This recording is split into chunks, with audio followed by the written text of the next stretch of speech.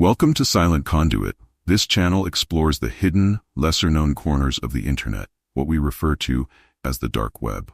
All content here is for informational and entertainment purposes only. We do not endorse or encourage any illegal activities, and viewers should exercise caution if exploring these topics independently. Stay safe, stay informed, and let's dive in. Also, don't forget to hit that like button and subscribe.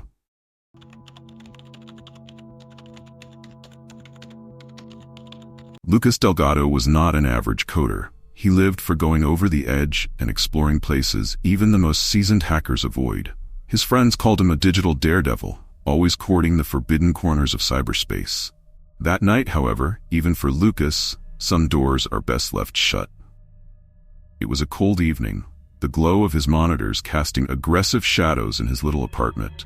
Save for the soft hum of his computer and the rare sputter of rain against the window, all was silent. His searches had taken him deep, further than he'd ever gone, into a dense underbelly of the dark web. A simple, cryptic post caught his eye on an anonymous board. "Dare to listen. Dare to see. The whispering void calls." It was followed by an IP address.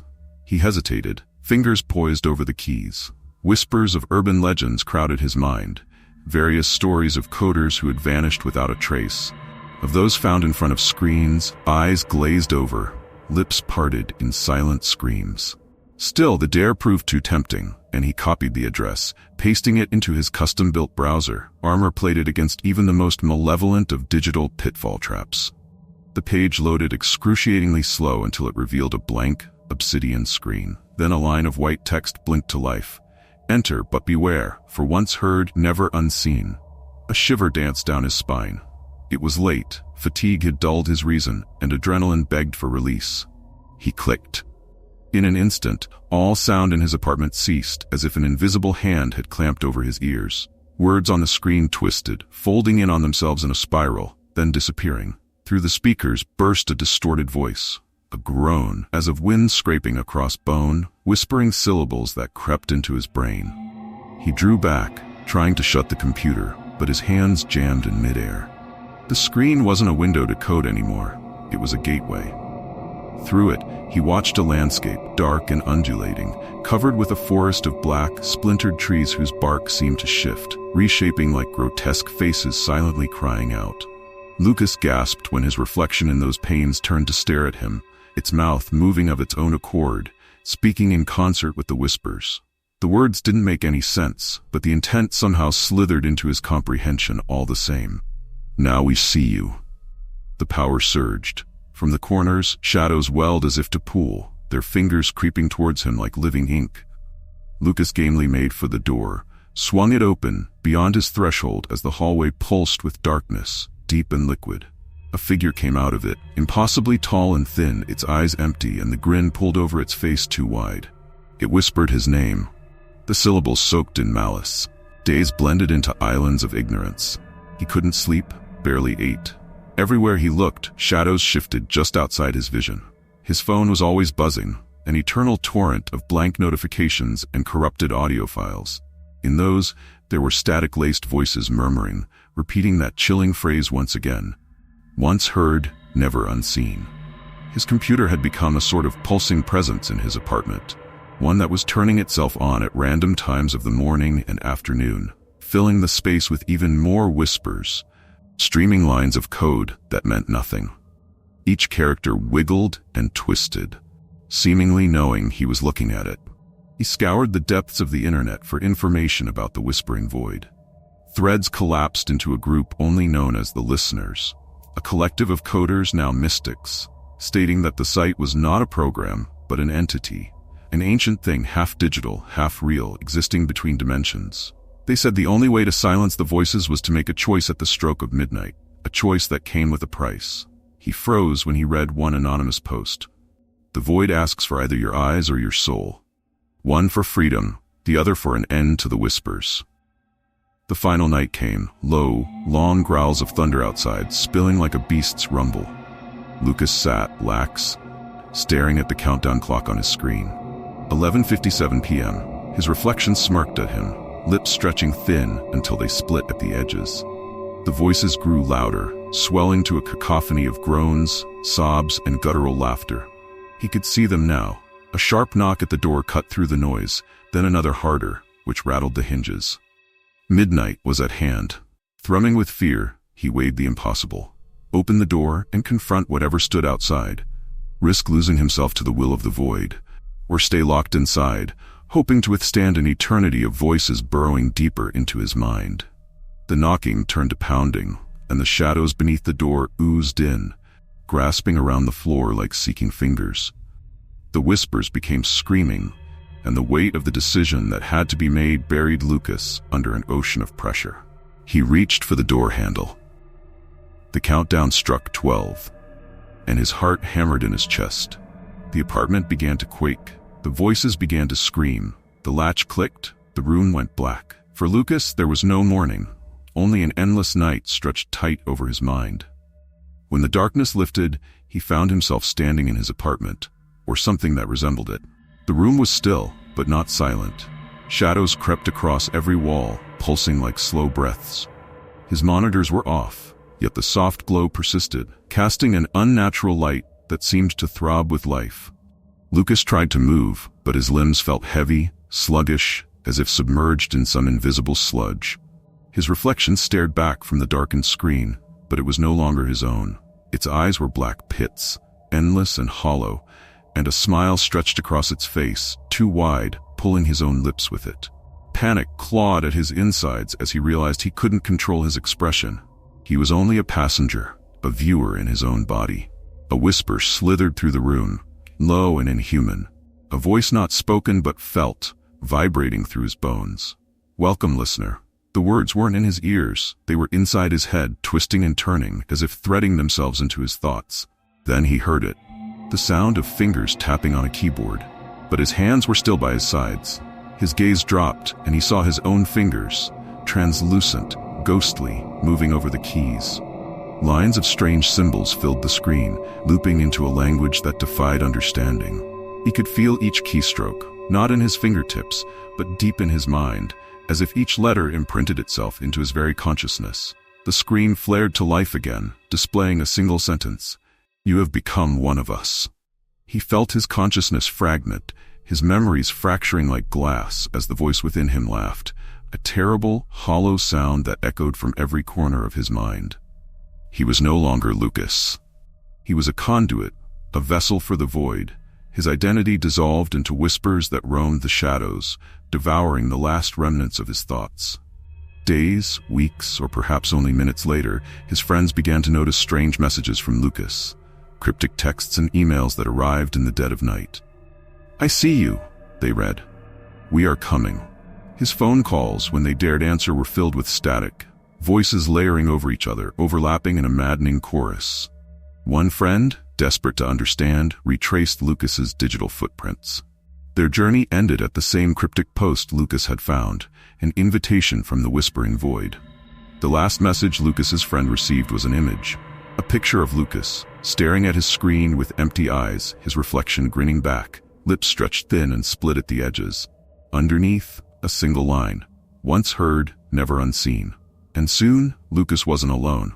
As his friend clicked the link, somewhere in the shadows, another listener took shape, and another soul was added to the whispering void, forever lost to the eternal echo of silence that listened back.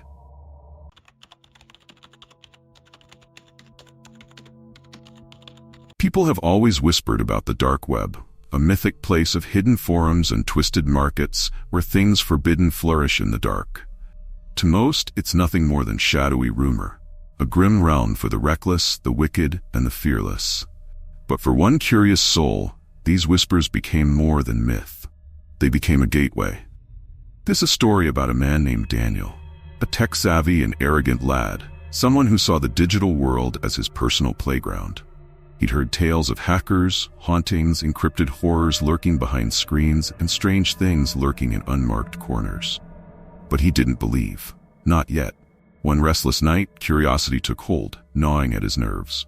Alone in his dimly lit apartment, Daniel decided to take a peek, convinced he would uncover nothing more than rumors exaggerated by fearful minds.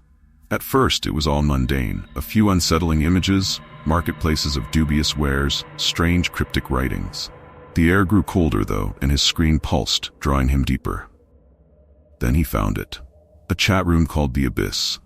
Its description was chillingly simple. Speak with those who have glimpsed the unknown. The words seemed to pulse, alive somehow, as if whispering to him alone. Against his every instinct, he clicked. The screen went black, then flickered to life, displaying only a list of usernames. Ebon Shade, Soul Seeker, Whispering Void, as if they were waiting for him. Ebon Shade, welcome, Wanderer. What do you seek? The question lingered on the screen, daring him. With a strange sense of dread, Daniel typed, just curious, what is this place? Silence. For several seconds, the only sound was the faint buzz of his computer and his own heartbeat pounding in his ears. Then came the response. Whispering Void. Curiosity brought you here, but not all paths are meant to be traveled. His chest tightened, but his hands trembled with excitement. Before he could reply, another message appeared. Would you like to see what lies beyond? He hesitated, fingers hovering over the keys. Everything in him screamed to leave, to unplug, to walk away. But he was drawn, helpless to the quiet pull of the unknown. Against his better judgment, he typed a single word. Yes. A link appeared, ominously titled, Enter the Abyss. He clicked. His screen went black, and the air around him grew dense and still, as if it were drawing his breath away. Then the images began. A parade of decaying landscapes, abandoned rooms shrouded in shadow, and faces twisted in expressions of agony, locked in eternal screams that seemed to reach for him through the screen. Their eyes bored into him, piercing and alive, as though they could see him watching, as if they knew. The screen flickered, and Daniel snapped back to the chat room, his heart racing. But now the usernames were gone, replaced by real names, David, Claire, Michael. And at the bottom, he saw himself, his face, pale and horrified, staring back at him from his own webcam, now somehow live. He reached for the camera, desperate to turn it off, but his computer wouldn't respond. His screen glowed, the dark room filling with a sickly blue light, as if it were feeding on his fear. A new message appeared. David, now you understand. There's no going back. Hands trembling, he typed, What do you want from me? Silence. The stillness seemed to press around him, thick and suffocating, before the answer appeared. Claire, we know where you are. Cold panic flooded him. He grabbed his phone, desperate to call someone, anyone, but it was dead. No matter how many times he pressed the button, the screen stayed black. His chest tightened, breath coming in short gasps as he looked around, feeling the weight of unseen eyes upon him. The computer screen flickered again, and he saw a new video feed. A view of his apartment from a different angle, as though someone were standing right behind him. Michael, you let us in. Now we're everywhere. A chill spread through his body as he scrambled for the door, every nerve screaming to escape. But even as he stumbled down the hall, every shadow seemed alive, stretching, bending toward him. Finally he returned, heart racing, only to find the chat room had vanished. His desktop now as ordinary as it had been hours before. He slumped in his chair, breathless and shaking, and then his phone buzzed. An email notification appeared. Subject, Welcome to the Abyss. Body, we are watching you. From that night on, his life became a waking nightmare. He felt them everywhere, in reflections, in crowds, and in the silent corners of his own home. Desperate, he moved cities, changed his name, erased every trace of himself. But the sensation of eyes on him never left. Each day he caught glimpses, fleeting shadows in the edges of mirrors, faces behind him in empty rooms, voices that whispered his name in the dark. One night, he awoke with a start, his new computer glowing eerily in the pitch-black room. He watched in horror as the abyss opened once more. This time, the names in the chat room were familiar, and each one came with a face from his past. Faces of people he had lost, people long gone. Why did you abandon us? You are one of us now. You cannot escape. In terror, he yanked the computer's plug, hurling it out the window where it shattered on the pavement below. But the terror didn't end. The next day, his phone buzzed with a single haunting message. We see you.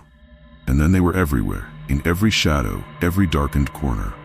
His mind unraveled, paranoia and exhaustion consuming him, until he was a shell of himself, trapped and hunted by unseen eyes. Friends drifted away, unable to break through his walls of fear and silence. One evening as he hurried home, he felt a presence behind him, footsteps that matched his own, shadows that loomed closer. He bolted up his stairs, fumbling with his keys, slamming the door behind him. But before he could exhale, his phone buzzed again. A message from an unknown number. "We are here." The lights flickered, the temperature in the room dropped, his breath coming out in cold, shuddering gasps. Shadows stretched across his walls, pooling into figures, shifting, watching him. And then the voices began to chant his name, filling every inch of his mind with the promise that he would never be alone again. With trembling hands, he documented everything, his final act of defiance, a warning to anyone who might stumble upon his tale. But as he typed, the words blurred, the voices growing louder, consuming his mind. Somewhere in the endless dark, his last message remains, a desperate plea to those who dare venture too close. Don't search for the abyss. Once it finds you, it never lets go. And his final words linger still, echoing into the silence. They are watching.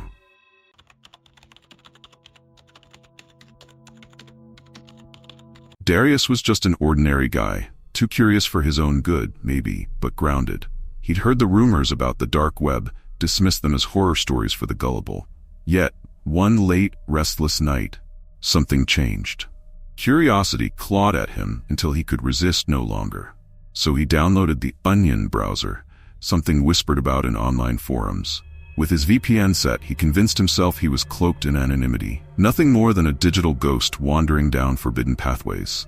He felt invincible, untouchable. The first thrill of danger and power set his heart racing. He found a page called Hidden Wiki, a twisted guide to navigating the darkest corners of the web. There were links to things he'd only heard about in whispers, illicit marketplaces, stolen identities, hackers for hire. It was like peering through a crack into a forbidden world, each click daring him to go deeper. Then, he spotted a link that seemed almost too playful, like a taunt. Want a surprise? Click here. It was bold, bright, different. Something about it called to him, daring him. Against his better judgment, Darius clicked. The screen flickered, went dark, and then another message appeared, almost like a whisper. Only continue if you're meant to be here. The thrill mixed with a cold dread creeping up his spine, but he clicked again. The screen flashed and suddenly, a live video feed appeared. The frame showed a dimly lit, empty room, a lone chair under a single swinging light bulb. It felt wrong. He leaned closer, eyes narrowing, trying to make sense of what he was seeing. Then, out of the shadows, a figure appeared on screen, dragging a woman by her hair. She was bound, terrified, her mouth gagged to muffle her screams. Darius's heart hammered as he watched, a sick feeling swirling in his gut. This wasn't a prank, not some crude shock video. This was real. Too real. Then a chat window popped up on the side of the screen, and the messages poured in. Admin, let the games begin. The comments came fast, one after the other. $500 in Bitcoin if you cut her, someone typed. Another offered more, suggesting something darker. Darius's hands were shaking as he scrambled to exit the feed. He clicked the red X, then pressed keys at random trying to shut it down, to escape. But the screen stayed frozen, the live feed holding him captive. Then the masked figure on the screen stopped. He turned to the camera, tilting his head as though he could see Darius staring back in horror. Leaving so soon, Darius? Darius froze, the blood draining from his face. He didn't just say his name. He repeated his full name, his address, slowly, deliberately, like an incantation. In blind panic, Darius slammed his laptop shut and ripped out the battery. His heart was racing, breaths coming fast and shallow as he deleted every trace of his dark web browsing. He told himself it was just a sick scare tactic. A bluff. Nothing more. For a few days, everything went back to normal. The memory of that night faded into a haze, his mind working overtime to convince him it was just a hoax. But then one morning, he found an envelope in his mailbox. No return address, no markings, just his name, written in neat red ink. With trembling hands, he opened it. Inside were photographs, dozens of them, each one worse than the last. They were images of him, taken from his own webcam, capturing moments he thought were private, intimate. They'd been watching him, recording him, the entire time. He wanted to go to the police, but he dismissed the thought immediately. What could he say? That he'd willingly wandered into the dark web, breaking who knows how many laws just to satisfy his curiosity? They'd laugh, or worse, they'd arrest him. No, he'd handle it himself somehow. Days passed, each one dragging him deeper into paranoia. He could feel eyes on him wherever he went. Shadows stretched long across his apartment, and he swore he could hear faint whispers in the dead of night. Then one evening, he returned home to find his door ajar. He was certain he'd locked it before leaving. Heart pounding, he gripped a kitchen knife and checked each room, hands slick with sweat as he moved through his silent, empty apartment. Nothing was out of place until he reached his bedroom. There, lying on his bed, was a single white envelope. "Thought we wouldn't find you?" The note read, scrawled in blood-red ink. "Time to make you a star. You are next." From that moment on, there was no escaping them. Everywhere he went, he saw strange cars parked nearby, strangers staring just a bit too long. He was haunted by glances over his shoulder and the feeling of eyes tracking his every step. Then the messages began. His phone buzzed with texts from unknown numbers, each one a grotesque reminder of the night he'd clicked that cursed link. "Getting closer, Darius. Soon, it'll be you in the chair." He tried to vanish, moving to a new town, changing his name, getting a new job. But they always found him. Each town, each room, each face he passed seemed to hold a reminder. They were everywhere, shadowing his every move, waiting for the right moment to pounce.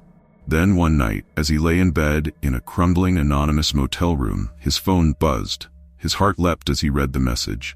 "The time has come, Darius."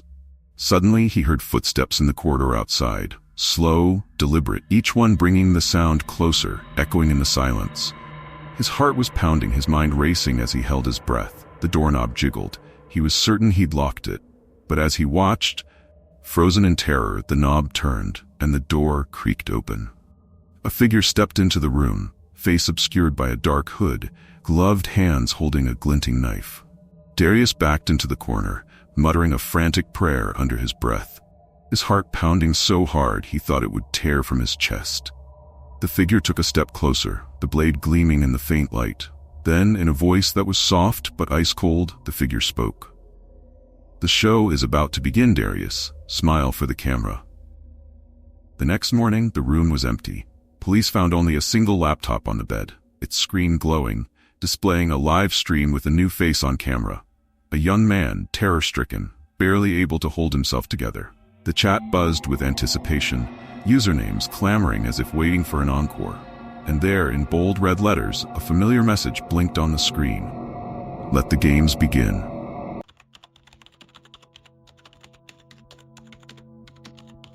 Some nightmares are woven, thread by thread, into an inescapable web, drawing the unwary closer, tighter, until escape is but a whisper. In the farthest reaches of the internet's dark underworld lies a nightmare so deliberate, so inevitable, that it becomes your own. And for Alex Kane, a legend among hackers, it was the only ending worthy of his skill. Yet even legends fall the hardest. Alex Kane was not just another hacker, he was the hacker.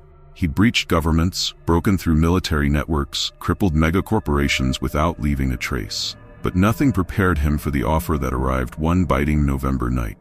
An anonymous client, no face, no name, requesting the ultimate breach, Vitrex. This biotech giant was rumored to hold the formula for neurosynth, a drug that was said to unlock a person's deepest, darkest potentials.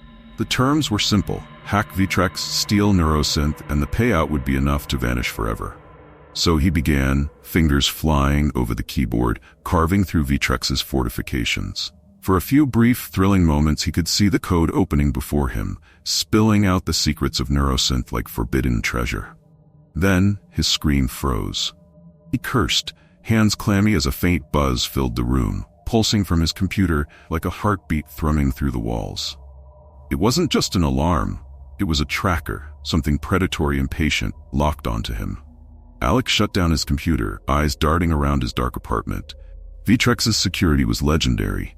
Lawyers, private investigators, he expected all that. But what he hadn't anticipated was him. The letter arrived at dawn, slipped beneath his door. He picked it up, feeling an immediate chill. Inside, a single photograph. Himself asleep, unaware, his face slashed with red ink. Beneath it, scrawled in jagged letters, was a single line: "Nowhere is safe." His mind went numb with terror as one name echoed through his mind: Silas. In the dark web's criminal circles, Silas was not just an assassin, but a myth, a ghost.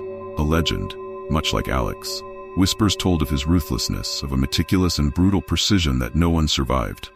Once Silas had your scent, he'd never stop. The air felt heavy, oppressive, pressing down on Alex's chest like a weight. He needed to move. He needed to escape. That night, silence settled over his apartment like a blanket, but at 3 a.m., a loud, deliberate knock shattered the quiet. It echoed through the darkness, louder than it had any right to be, freezing him in place. The knock came again, each beat slow, sinister. Alex held his breath, paralyzed by the knowledge that he didn't have to open the door to know who stood behind it. Morning brought a fresh horror. Alex's only ally, a trusted friend from his hacking days, had promised to meet him and offer shelter. But when Alex found him, he was slumped in the backseat of his car, eyes wide open in a mask of horror. Pinned to his chest was a note. 1 hour left. Alex's skin crawled as he realized Silas was here, closer than he'd ever feared, and the hunt had begun. Heart pounding, Alex packed a single bag, throwing in only essentials. He took to the streets, moving like a shadow, slipping through alleys and cutting through dim-lit buildings. He felt like prey on the run, his nerves taut, each noise amplified, each face a potential threat. His mind raced, searching for somewhere, anywhere to hide. Desperate, he headed for the police station, hoping it could offer sanctuary. But before he could cross the street, he spotted it. A car parked nearby, half shrouded in shadow. The engine was silent, the lights off. As he turned, his blood ran cold. The driver's profile came into view, his gaze locked onto Alex with predatory patience. Silas. The assassin's face broke into a slow, knowing smile as he flicked on his headlights, casting an ominous glow across the damp street. Alex stumbled backward, dread curling around him. He could feel it. A silent promise, a taunt in the darkness. Run if you want, but you're already mine. Instead of entering the police station, Alex turned and disappeared into the alleys. Silas's car followed, moving through the darkness like a predator savoring its prey. Nowhere left to run. For the next several days, Alex drifted through his city like a ghost, paranoia rooting deeper with each passing hour. He checked into rundown motels, changed his appearance, discarded his belongings, but no matter where he hid, Silas was never far behind. Every letter slipped under his door, every shadow that moved in the night, all were Silas's sickening reminders. In each motel room he found Polaroids of himself, taken mere hours before. In one, he was sleeping. In another, brushing his teeth, and in yet another, looking over his shoulder in terror. Silas was everywhere and nowhere, a horror lurking just beyond sight. Then one morning, in a grimy bathroom, Alex saw words scrawled across the mirror in crimson lipstick. "I know where you sleep." That was it. He had to end it, or he'd lose his mind. There was only one place he could think of where he might have an edge: the old warehouse district, a labyrinthine maze where even Silas might stumble.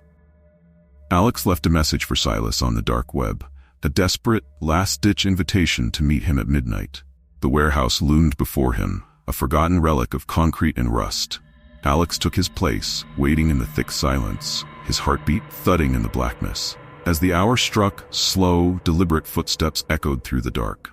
Silas entered, his face obscured, his figure draped in shadows. He moved with the unhurried confidence of a predator sure of its kill, each step like a drumbeat that seemed to herald Alex's doom. Alex's voice wavered as he pleaded, tried to reason, to bargain with the shadowy figure before him. But Silas only stood in silence, his eyes cold, his knife glinting like a sliver of moonlight. Finally he spoke, his voice a low, bone-chilling whisper. "Legends die too, Alex." The ensuing fight was a deadly, desperate dance. Alex lashed out, his every move fueled by terror and desperation. But Silas was relentless, each movement calculated, his sadistic pleasure glinting in his eyes as he toyed with Alex. Step by step he drove him into the corner. With one final surge of adrenaline, Alex managed to wrest the knife from Silas's grip, staggering backward. But Silas only smirked, pulling a small remote from his coat. He pressed a button, and a red timer appeared on his wrist, ticking down the seconds. The game isn't over yet.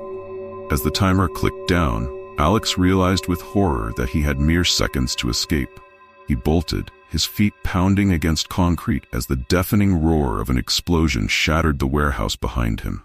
The fire licked at his heels as he stumbled into the empty streets, the blast echoing in his ears.